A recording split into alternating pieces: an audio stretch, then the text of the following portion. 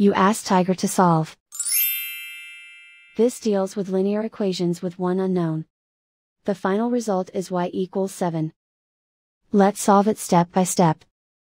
Simplify the expression. Expand the parentheses.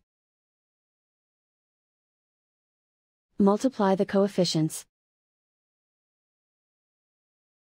Simplify the arithmetic. Group all constants on the right side of the equation. Add 15 to both sides. Simplify the arithmetic.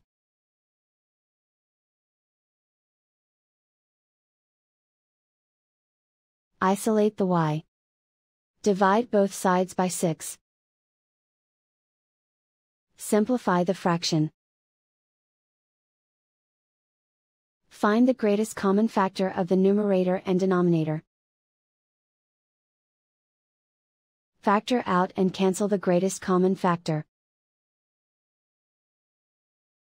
And so the final result is y equals 7.